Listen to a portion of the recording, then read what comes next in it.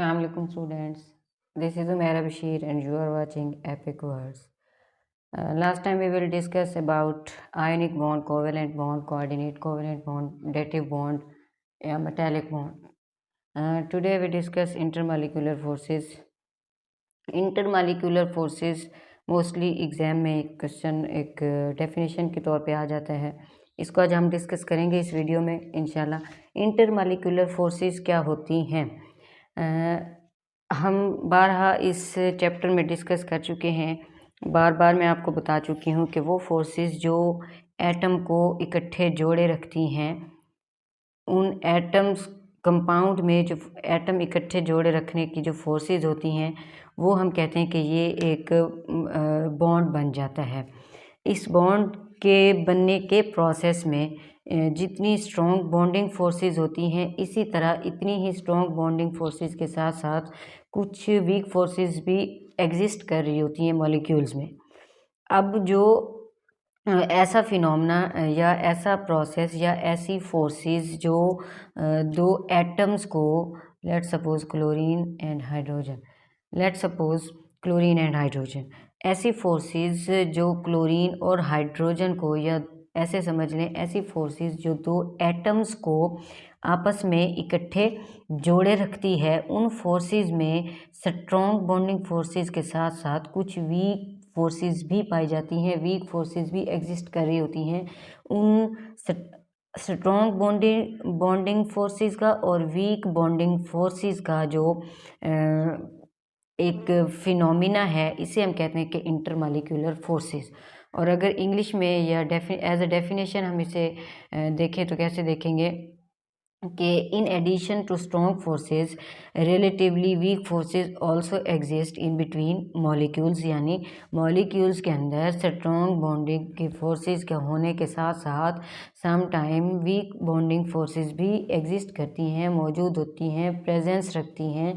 इन forces को हम क्या कहते हैं? Intermolecular forces. अब ये जो बॉन्डिंग इंटरमॉलिक्यूलर फोर्सेस की है, ये मैं आपको एज थोड़ा सा एग्जाम्पल की तरफ चलते हैं कि इस एग्जाम्पल इसमें कैसे देखेंगे। लेट सपोज ये हमारे पास हाइड्रोजन का एक एटम है और इसके साथ साथ ये एक हमने ले लिया किसका? क्लोराइड का। अब क्लोराइड पे कौन सा चार्ज होता है? पार्शियल पॉजिटिव, और हाइड्रोजन पे पार्शियल पॉजिटिव, क्लोराइड पे partial negative.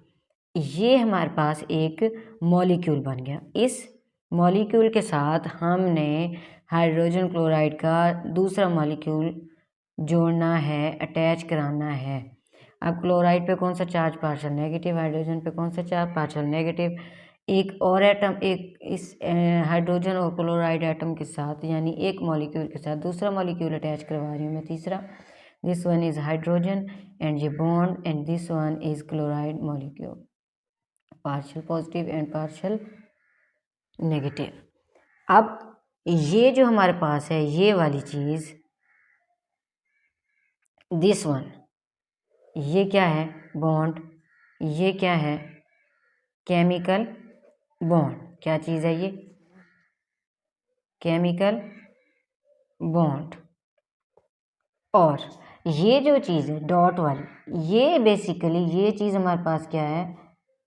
Inter molecular forces, यानी ऐसी फोर्सेस जो दो मॉलिक्यूल्स को या दो एटम्स को मॉलिक्यूल की तरफ जोड़े रखे, उसे हम क्या कहते हैं? Intermolecular forces. अब इंटरमॉलिक्यूलर फोर्सेस जो हैं, अगर हम ये देखें कि हाइड्रोजन और क्लोराइड के दरमियान है, तो इनकी जो एनर्जी है बेसिकली इन दोनों की 17 किलो जूल पर मोल है। अब ये जो है ये बहुत ज़्यादा स्ट्रॉन्ग फोर्सेस हैं। इनको अगर हम लिक्विड में या गैस में कन्वर्ट करें तो हमें near about 430 kilo joule energy चाहिए होती है इनको तोड़ने के लिए। In addition to strong forces, relatively weak forces also exist in between these molecules. These are called as intermolecular forces. Request है हमारे चैनल को सब्सक्राइब करें। अगर आप चैनल पे न्यू हैं तो हमारे सपोर्ट करें।